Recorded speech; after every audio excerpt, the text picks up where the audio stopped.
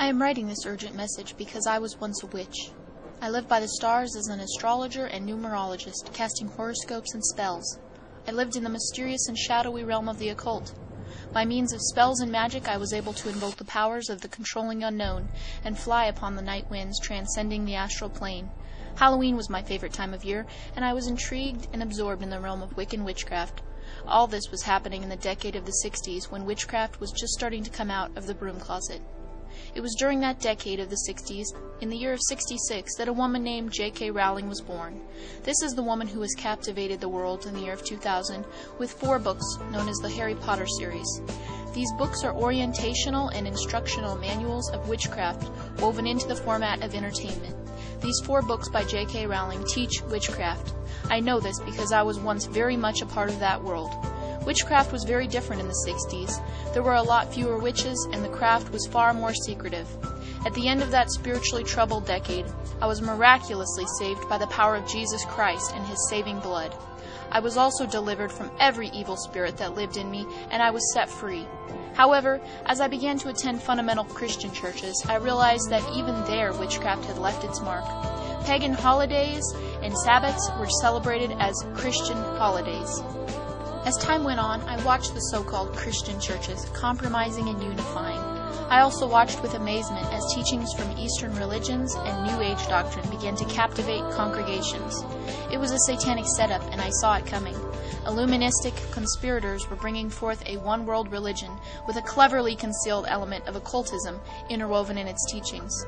In order to succeed in bringing witchcraft to the world and thus complete satanic control, an entire generation would have to be induced and taught to think like witches, talk like witches, dress like witches, and act like witches.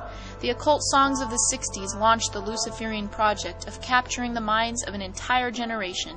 In the song Sound of Silence by Paul Simon and Garfunkel, we were told of seeds that were left while an entire generation was sleeping, and that the vision that was planted in my brain still remains.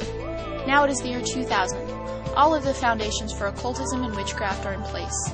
The Illuminists have to move quickly because time is running out.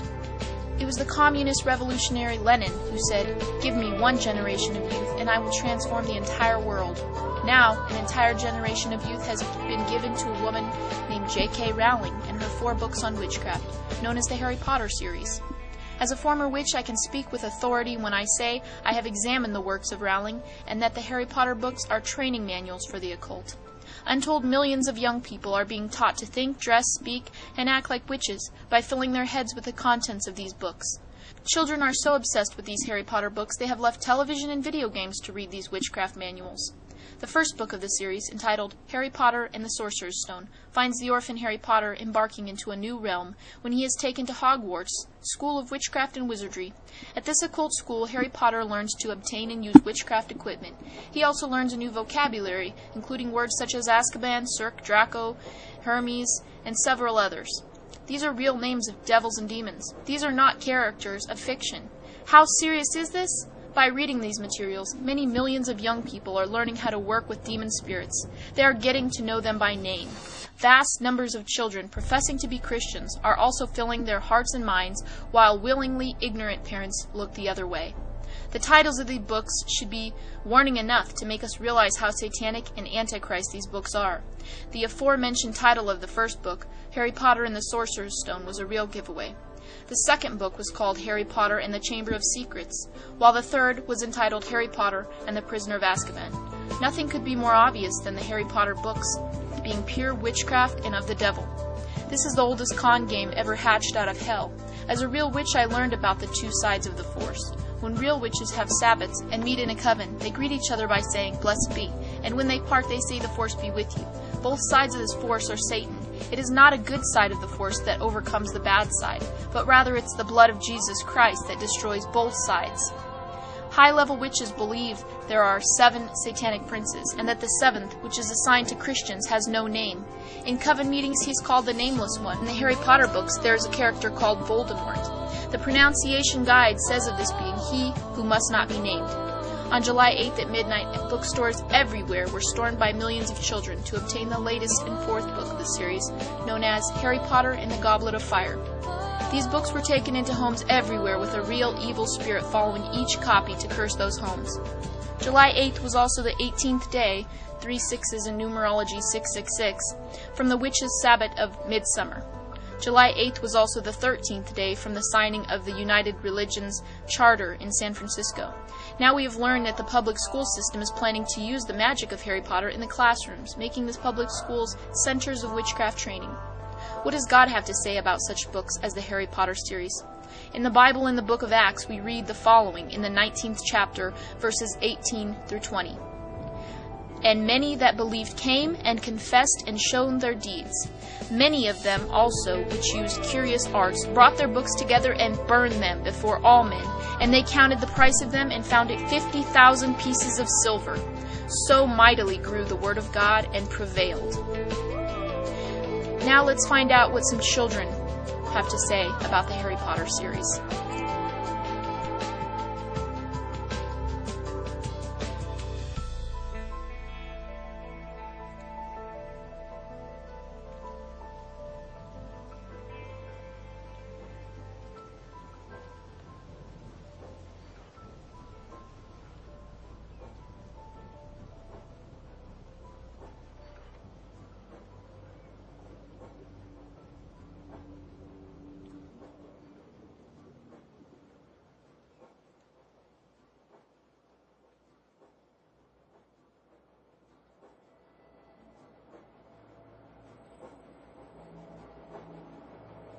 These are some comments from young readers of the Harry Potter Wizard books, quoted on a new video by Jeremiah Films.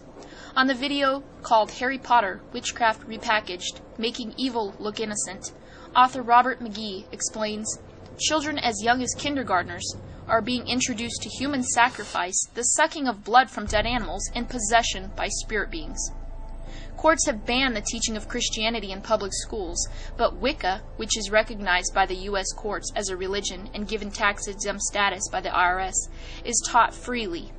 Harry Potter has become the method of introduction of Wicca to the very young. Harry Potter materials have become much more than a handful of children's fantasy books. Warner Brothers, Coca-Cola, Minute Maid, and Mattel have used the Potter materials to launch games, puzzles, toys, backpacks, and every possible merchandising product. Scholastic, a major supplier of public school teaching aids, has added the Potter literature to its line of curriculum materials. When the name Harry Potter is keyed into the Scholastic website, it returns 268 matches. Jesus returned only 23. Once introduced to the world of wizards, spells, and dark arts, readers of Harry Potter can advance their knowledge and skills in witchcraft and paganism by viewing hundreds of websites available on the internet. Or they can purchase more books on the subject from the well-stocked Wiccan sections in local bookstores. Or they can find over 1,000 volumes on witchcraft available at Amazon. Harry Potter books have taken the world of children's fantasy literature by storm. Over 200 million have been sold in 40 languages. One study shows over half of the children in the Western world have read at least one of the Potter books. Many reported rereading each book several times. But is it just fantasy literature like Snow White and Cinderella? In the Harry Potter video, cult expert Carol Mastracciano points out that in the older stories, evil never prevails. There are no absolutes in his world. What is right depends on the situation. Witchcraft now has a complete packaging. Starting in kindergarten with Harry Potter and TV witch shows, children are led on to the horror movies and hundreds of Wicca and pagan websites. When they thirst for more power, high school and college Wicca covens are available. And in the adult world, corporations are now hiring New Age practitioners to provide seminars and sensitivity training, stress relief, and self-improvement for employees. Former Satanist William Snowlubin points out in his book, Wicca, Satan's Little White Lie, that I finally learned in the most graphic fashion imaginable that the difference between witchcraft or Wicca and Satanism is actually non-existent. Before he was saved, he found himself cruising the streets looking for a lone female to assault, not for sex, but to drink her blood. The bottom line is a hunger for power. Harry Potter and the rest of witchcraft promises that power, but in the end they discover that Satan is really in charge of the power and only uses it like cheese in a mousetrap. Harry Potter provides a basic initiation into witchcraft for a whole new generation. Imagine what the world will look like when they grow up. Millions of American school children have a new subject in school: witchcraft. Through the Harry Potter series, the ancient occult religion of Wicca is being introduced to almost every public school in America. Scholastic, the largest publisher of children's books in the world, is supplying Harry Potter materials to millions of schoolchildren. Scholastic is also using its unrivaled position in the educational system to flood classrooms and libraries with witchcraft, repackaged as children's fantasy literature. Teachers are encouraged to read the Harry Potter books aloud in class, and millions of kids are being desensitized to the dangers of the occult spirit world. Through Harry's world of sorcery, they are learning what tools today's witches and pagans use: supernatural imagination, spiritual concentration, wands, brooms, spells, and curses. Warner Brothers' new film based on Harry Potter has been called an accurate portrayal of witchcraft, and indeed it is.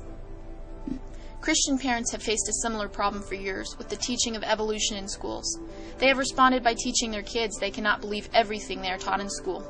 Now, with the Harry Potter books on witchcraft becoming part of public school curriculum, parents need to know enough about it to teach their kids that the spell casting and other activities of Harry Potter are forbidden territory.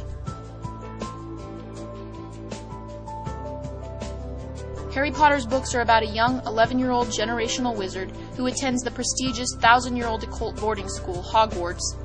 All his teachers are practicing occultists and tutor their students in the dark arts of sorcery and divination, fortune-telling, astrology, potion-mixing, spell-weaving, and curse-casting. Harry's world says that drinking dead animal blood gives power, a satanic human sacrifice, and Harry's powerful blood brings new life. Demon possession is not spiritually dangerous, and that passing through fire, contacting the dead, and conversing with ghosts, others in the spirit world, and more, is normal and acceptable.